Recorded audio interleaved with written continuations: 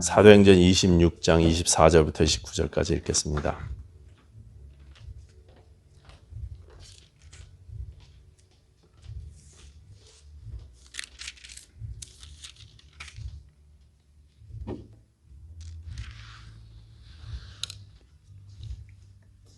바울이 이같이 변명하며 베스도가 크게 소리 내어 이르되 바울아 네가 미쳤도다.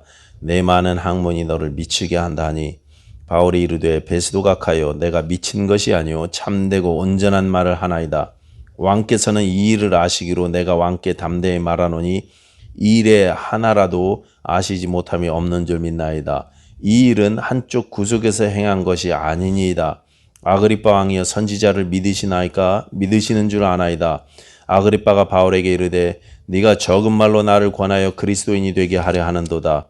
바울이 이르되 말이 적으나 많으나 당신뿐만 아니라 오늘 내 말을 듣는 모든 사람도 다 이렇게 결박된 것 외에는 나와 같이 되기를 하나님께 원하나이다 하니라. 아멘. 기도하겠습니다.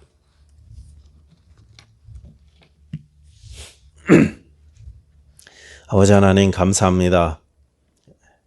어떤 환경 가운데서도 어떤 상황 가운데서도 주의 복음이 우리를 통해서 증거되고 하나님의 영광이 우리를 통해서 드러나게 되기를 원합니다. 하나님 우리를 사용하시고 우리 21세기 침례교회를 사용하여 주시옵소서. 주의 말씀 앞에 더욱더 가까이 가는 하루하루 될 수 있도록 우리 귀하신 성도님들을 축복하여 주시옵소서. 예수님 이름으로 기도하였습니다. 아멘. 오늘 우리는 사도행전 후반부를 13장부터 바울의 5번에 걸친 여행으로 이렇게 보고 있습니다. 1차부터 3차까지 전도 여행으로 봤고요. 4차 여행은 예루살렘으로 교회가 하나 되게 하기 위해서 하나됨의 여행을 했었습니다. 그리고 5차는 사실 여행이라기보다는 여정인데 죄수로 체포되어서 가이사라부터 로마까지 압송되는 그 과정입니다.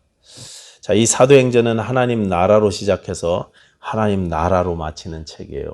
그래서 사도행전 1장 3절 보시면 예수님께서 부활하시고 제자들과 하나님 나라의 일을 말씀하셨고 마지막 28장 마지막 절에 가면 다시 사도가 하나님 나라의 이야기를 하면서 사도행전이 마쳐집니다. 사도행전은 이렇게 의도적으로 하나님 나라라는 말로 시작해서 하나님 나라라는 말로 끝내고 있습니다. 그래서 사도행전의 중심 구절이라고 할 수 있는 사도행전 1장 8절 오직 성령이 너에게 임하시면 너희가 권능을 받고 예루살렘과 온 유다와 사마리아와 땅끝까지 이르러 내 증인이 되리라. 증인이 되는 것, 하나님 나라가 확장되는 것, 이것이 사도행전의 중심 주제인 것입니다. 그래서 이 사도행전 1장 8절이 제 중심 구절이라고 그랬는데 이게 사도행전의 목차하고 같습니다. 그래서 성령이 임하시고 교회가 시작되고 그리고 하나님 나라가 교회를 통해서 퍼져나가는 모습. 성령이 우리에게 임하셔서 교회가 시작됐는데 그러면 권능을 받는다 그랬습니다. 교회가 권능을 받으면 해야 될 일이 하나님 나라를 확장하는 것입니다. 땅끝까지 하나님 나라의 증인이 되는 것입니다. 교회의 사명은 증인이 되는 것. 하나님 나라를 전하는 것입니다. 우리가 교회로 모여서 21세기 침례교회로 모여서 해야 하는 일은 하나님 나라를 전하는 것입니다. 이것이 1번이에요. 교회로 모이게 하신 넘버원, 성령이 임하시면 땅끝까지 이르러 증인이 된다고 그랬습니다. 성령이 임하셔서 교회가 시작되면 복음을 증거하는 것입니다. 내 주변 모든 사람들이 나를 볼 때, 내 가족들이 나를 볼 때 그들에게 내가 가진 믿음이 전해질 수 있어요. 우리 할아버지를 보고 할머니를 보고 아빠를 보고 엄마를 보고 하나님의 나라를 볼 수 있어야 됩니다. 마땅히 그래야 된다고 사도행전이 말씀하고 있는 것입니다. 어떤 조건에서도 또 어떤 환경에서도 나를 통해서 예수 그리스도가 전해지는 것이 우리가 힘써야 될 모습인 것입니다. 이것이 사도행전의 핵심입니다. 그래서 사도행전은요 바울의 죽음을 끝으로 마무리되지 않습니다. 사도행전에 보시면 바울이 이렇게 전하다가 감옥에서 순교했더라 이렇게 안 끝나고 그 감옥 안에서도 이태 동안 오는 사람 모두를 하나님 말씀을 전했다 이렇게 끝납니다. 미완성인 것처럼 그렇게 끝나요.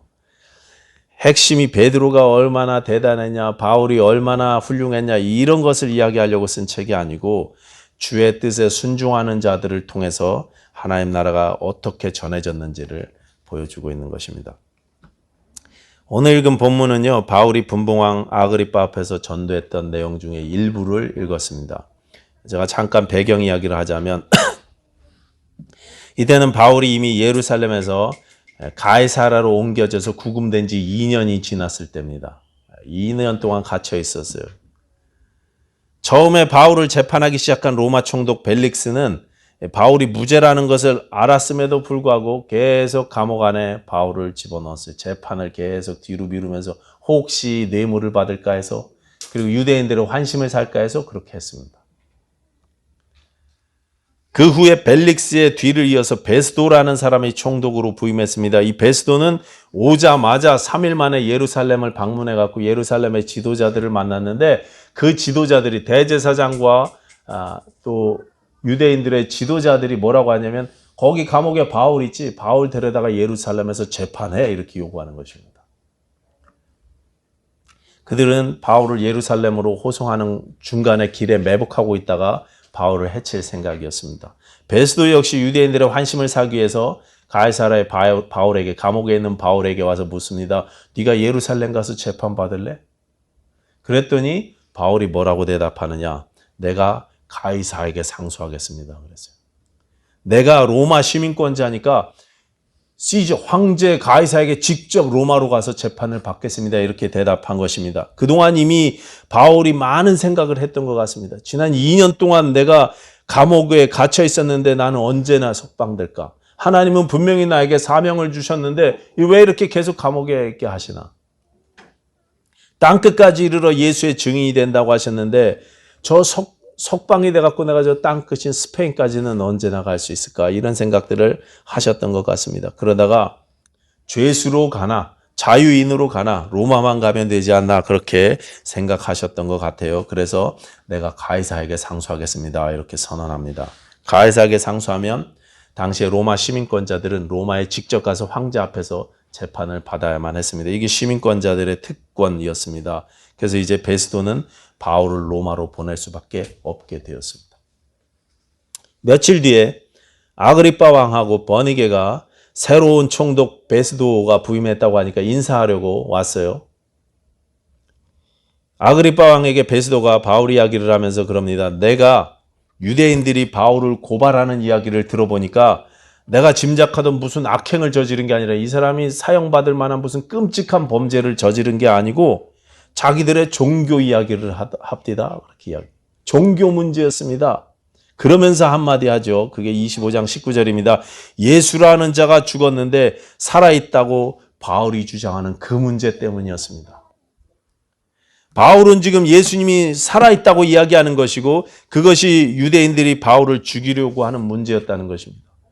분명히 예수가 예루살렘에서 처형당해서 죽었다고 유대인들은 다 그렇게 알고 있는데 바울은 예수님이 살아났다고 주장한다는 거예요. 그 문제 때문에 지금 갈등이 있습니다. 이렇게 이야기하더라는 것입니다. 부활하심으로 말미암아 예수의 주되심, 예수의 그리스도 되심을 전한 것이 문제였다는 것이고 오늘 변론에도 베스도 앞에서도 이야기했지만 이것은 한 구석에서 은밀히 진행된 일이 아닙니다. 바울이 그렇게 이야기합니다.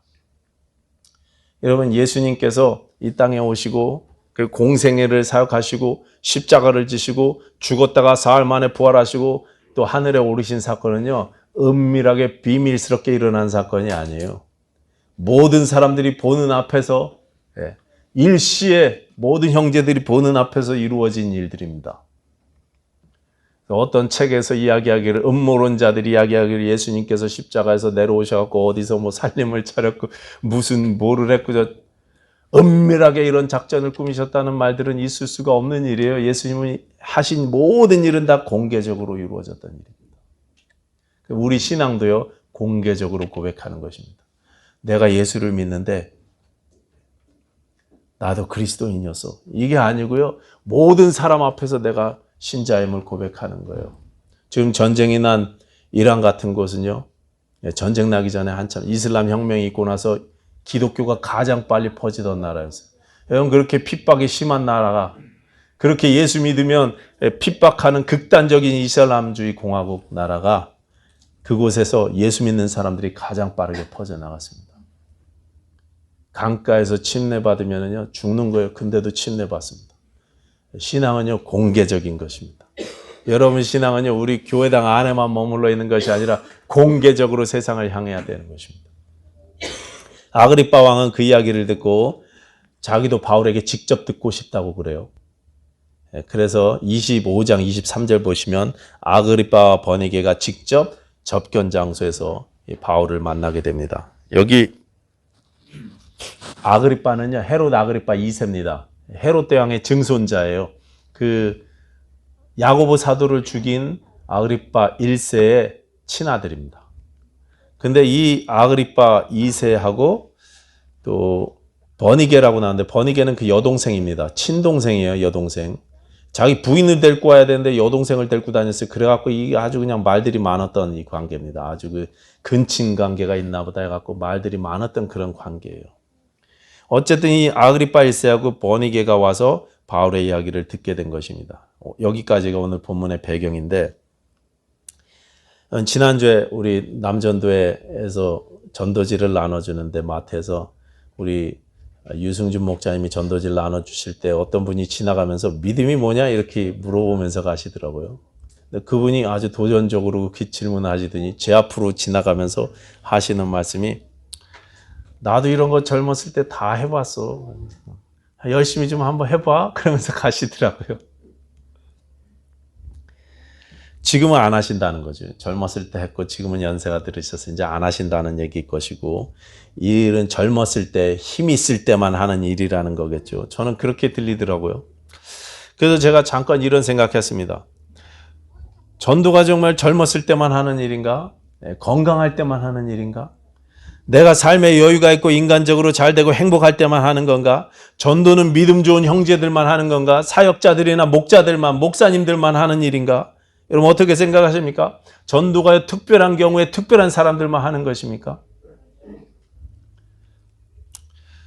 저는요 군대 안 가려고 요리조리 도망 다니고 발뺌 하다가 나이가 차서 끌려가다시피 어쩔 수 없이 군대에 갔습니다. 그러다 보니까 군대에서 맨날 날짜만 계산하고 앉아 있었어요. 이놈의 군대가 언제 끝나나 왜 이렇게 세월이 느린가 이러고 있었어요. 근데 제가 아는 어떤 분은 군대 내무반에서요. 자기 내무반 전체를 자기가 말단으로 들어간 그날부터 전도하기 시작해서 이병이 최고참 제대 바로 직전인 병장 형님들까지 싹 다 전도했대요. 28명인가 하는 사람을 싹 다 전도했다는 간증을 제가 들었어요. 저는 군함을 탔는데 일주일에 한 번씩 함정 식당에서 예배를 드렸습니다. 거기서 저에게 설교하라고까지 이야기를 해서 설교할 수 있는 기회도 주셨어요. 또 군함 앞에 선수 맨 밑바닥에 아주 깊은 배 밑창에 들어가면 빈 공간, 창고 같은 방이 있는데 거긴 사다리를 타고 내려갔거든요.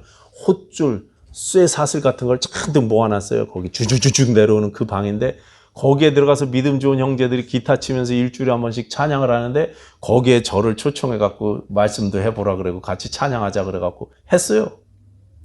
일주일에 한 번 예배도 했죠. 밑바닥에 들어가서 찬송도 했죠. 그 함장님이 집사님이셨는데 그분이 저한테 기회를 주시고 아주 좋은 조건으로 그렇게 신앙생활을 할 수 있도록 배려해 주셨습니다. 그런데 그 좋은 조건들을 가지고 전도하는데 힘쓰기는커녕 맨날 쌈박질만 하고 그냥 투덜투덜거리고 신자로서의 모범을 제가 보이지 못했습니다. 5달란트, 2달란트, 1달란트 우리 주님께서 맡기고 그렇게 나눠주셨는데 제가 그냥 수건에 쌌다가 그냥 땅에 묻었다가 가져오는 것입니다. 하나님이 주신 모든 기회를 그냥 다 낭비해버린 것입니다. 우리가 순종하기만 하면 순종을 작정하기만 하면 하나님께서 기회를 주십니다. 그런데 순종하지 않으니까 이 일이 내 일이 아니라고 생각하니까 예수님이 나에게 그렇게 간절히 부탁하셨는데 나는 그렇게 순종할 마음을 갖지 못하고 예수님 같은 그런 간절한 마음이 내 안에 없으니까 모든 기회를 다 날려먹는 거예요. 날려먹습니다. 정말 좋은 기회들 많이 허비했습니다. 바울은 예루살렘에서 체포되어서 가이사라에서 2년 동안 구금되었고 로마로 압송되어서 또 2년을 가택연금 형태로 갇혀 지냈습니다. 나중에 네로 황제 때 한 번 또 갇혔을 때를 계산하면 5년 이상을 감옥 생활을 했어요. 5년 이상. 그런데 그런 감옥의 상황 가운데서도 계속해서 하나님 나라를 전했습니다. 유다 총독 벨릭스와 베스도 그리고 아그리파 분봉왕 앞에서 이런 권력자들 앞에서도 재판을 받는 피고인 신분임에도 불구하고 계속 예수 그리스도의 증인된 삶을 사는 것입니다. 장소를 가리지 않습니다. 왕궁이나 감옥이나 재판정이나 장소를 가리지 않는 거예요. 어떤 상황 가운데서도 하나님 나라를 전하는 것, 어떤 상황, 환경 가운데서도 전해져야 됩니다. 전해져야 돼요. 23장 11절은 예수님께서 바울에게 이렇게 말씀하시죠. 담대하라. 네가 로마에 가서도 증인이 되어야 하리라. 체포되었습니다. 인간적으로 볼 때 할 수 있는 것이 아무것도 없습니다. 사역의 끝처럼 보였습니다. 그런데 그날 밤에 주님께서 나타나셔서 말씀하신 거예요. 담대해라. 담대해라. 여기 담대하라는 말씀은요, 위로해 주시는 말씀이기도 하지만 이건 항로 선언이에요. 다음 목적지는 로마다 이렇게 말씀하시는 것입니다. 땅끝까지 가는 길은 편한 길로만 가는 것이 아니었습니다. 때로는 쇠사슬을 통해서도 가는 거예요. 죄인의 신분으로도 가는 것입니다. 안락하고 축복된 환경에서만 전해지는 것이 아니었습니다. 때로는 내 아픔과 고통을 통해서도 주의 나라가 증거되더라는 것입니다. 젊을 때 건강할 때만 하는 일이 아니라는 말씀입니다. 연약한 내 환경 가운데서도 심지어 내 슬픔 가운데서도 하나님의 영광이 나타나고 하나님 나라가 증거되더라는 것입니다. 사도행전 27장 보시면 로마로 배를 타고 압송되어 가는 와중에 유라굴로라는 광풍을 만나죠. 배는 부서졌고 인간적인 모든 수단이 무너졌습니다. 그런데 사도가 흔들리지 않습니다. 이미 말씀을 받았기 때문에 그렇습니다. 다들 먹지도 못하고 마시지도 못하고 죽음의 공포에 시달리면서 하루하루 지내고 있었지만 바울은 담대합니다. 로마에서도 말씀을 전해야 된다는 이야기를 들었기 때문에 그렇습니다. 풍랑도 막지 못합니다. 내 삶 가운데 고난도 어려움도 막지 못합니다. 환경이 가로막지 못합니다. 주의 뜻에 우리가 기꺼이 순종하기를 원한다면 하나님은 기어코 우리를 로마까지 인도하실 것이라는 확신이 있기 때문에 그렇습니다. 주님이 말씀하셨기 때문에, 말씀 가운데 확신이 있기 때문에 흔들리지 않는 것입니다. 주의 뜻을 잃어버리지 않습니다. 예수님께서 우리에게 주신 마음을 빼앗기지 않습니다. 조선에 왔던 선교사님 중에 프레드릭 밀러 선교사님이라고 있습니다. 한국 이름으로 민노아 선교사님이세요. 1866년에 미국에서 태어나셔갖고 1892년에 26살에 조선으로 오셨습니다. 미국 북장로교단 소속 선교사님이셨고 한국의 서울의 경신중고등학교 있죠. 거기 재단을 세우신 분이십니다. 음악 사역을 통해서 소년 성가대를 만들었고 한국 찬송가를 만들었고 여러 가지 하는 교회를 세우는 그런 사역들을 했습니다. 처음에는 서울에서 사역을 했지만 나중에는 이분이 충청도에 내려가셔서 특별히 충청북도 중심으로 사역을 감당하셨기 때문에 한국에서 충청북도 선교의 아버지다 이렇게 불리우시는 분이십니다. 민노아 선교사님. 영어 이름은 프레드릭 밀러 선교사님이십니다. 이분은 한국에 오셔서 6년쯤 되었을 때 1898년도에 32살의 첫 아들을 얻으셨어요. 한국에서. 근데 이 아들이 출생 8개월 만에 사망합니다. 풍토병으로 죽었어요. 그리고 4년 뒤에는 둘째 아들, 1902년에 둘째 아들을 얻었는데 둘째 아들마저도 태어난 지 한 달 만에 죽었어요. 태어난 지 하루 만에 죽었네요. 하루 만에. 한 달이 아니라 하루 만에.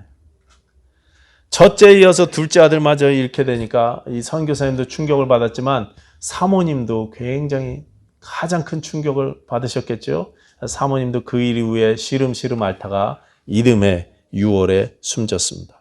38살 젊은 나이에 두 아들을 잃고 또 아내마저도 잃었습니다. 밀러 선교사님의 이런 모습을 보고 당시에 조선 사람들이 막 수근수근거리기 시작합니다. 예수가 누구라고 조선까지 와서 이 고생이냐? 차라리 미국으로 돌아가지. 당신이 믿는 하나님 도대체 어디냐? 도대체 예수가 누구라고 이 고생이냐? 여기까지 와서. 그런 시선에 밀러 선교사님이 1905년에 찬송가를 한 곡 작곡합니다. 작사, 작곡해서 대답하며 작사한 거죠. 작곡은 유명한 곡에다가 붙였죠. 그 찬송가 이름이 예수님은 누구신가 합니다. 찬송가 96장. 예수님은 누구신가? 우는 자의 위로와 없는 자의 풍성이며 천한 자의 높음과 잡힌 자의 노임되고 우리 기쁨 되시네. 예수님은 누구신가? 약한 자의 강함과 눈먼 자의 빛이시며 병든 자의 고침과 죽은 자의 부활되고 우리 생명 되시네. 예수님은 누구신가? 추한 자의 정함과 죽을 자의 생명이며 죄인들의 중보와 멸망자의 구원되고 우리 평화 되시네. 도대체 예수가 누구라고 여기까지 와서 이 고생이냐? 그렇게 이야기하는 자들에게 이분이 찬송으로 대답한 것입니다. 예수님은 누구신가? 여러분, 예수님이 누구십니까? 여러분에게 예수님이 누구십니까? 나중에 건강이 나빠져서 선교본부에서 이분을 미국으로 철수하라고 그렇게 이야기하셨는데 그때 밀러 선교사님이 이렇게 대답합니다.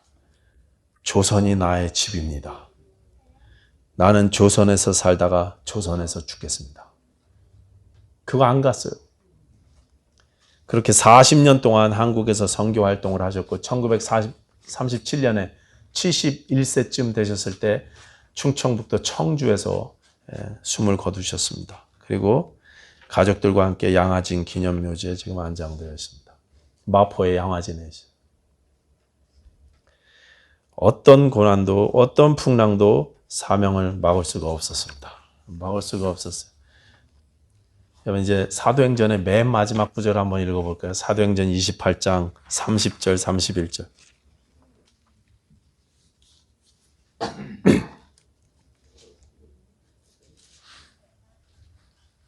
사도행전 28장 30절 31절 다 같이 읽어보겠습니다. 시작. 바울이 온 이태를 자기 셋집에 머물면서 자기에게 오는 모든 사람을 다 영접하고 하나님 나라를 전파하며 주 예수 그리스도에 관한 모든 것을 담대하게 거침없이 가르치더라. 여기 셋집이라는 것은 이제 가택연금 상태라는 것이고 로마 시민권자다 보니까 감옥에 넣지 않고 이렇게 연금 상태로 집 안에 가두었습니다. 그 2년 동안 계속 하나님 나라를 전했답니다. 나중에 디모데후서 2장 9절에 보시면 물론 그때는 이제 두 번째 감옥에 갇혀서 사형을 앞에 두고 했던 말씀이지만 바울이 이렇게 이야기합니다. 상황이 로마 셋집 감옥보다 훨씬 더 심각했는데 그때 이렇게 말씀하십니다. 복음으로 말미암아 내가 죄인과 같이 매이는 데까지 고난을 받았으나 하나님의 말씀은 매이지 아니하니라. 내가 지금 감옥에 매여 있지만 복음으로 말미암아 갇혀 있지만 하나님의 말씀은 갇힐 수 없다. 매일 수 없다. 이렇게 이야기했습니다. 사람은 묶일 수 있습니다. 그러나 하나님 말씀은 하나님 나라는 복음은 묶이지 않습니다. 순종하기로 결단하는 사람들을 통해서 하나님 나라는 더욱더 확장될 것입니다. 우리 삶 가운데 내게 주신 모든 관계들 가운데 내 가정 가운데 하나님 나라가 확장되길 소원하면서 기도하시고 순종하시는 저와 여러분들 되시기 바랍니다. 우리가 먼저 관계부터 바로 잡으십시다. 우리 주님께서 원하시는 모습으로 회복되기를 계속 기도하십시다. 먼저 손 내미시고 먼저 다가가시고 계속 위에서 기도하시고 하나님 말씀을 전할 수 있는 기회들을 달라고 간구하십시다. 기도하겠습니다.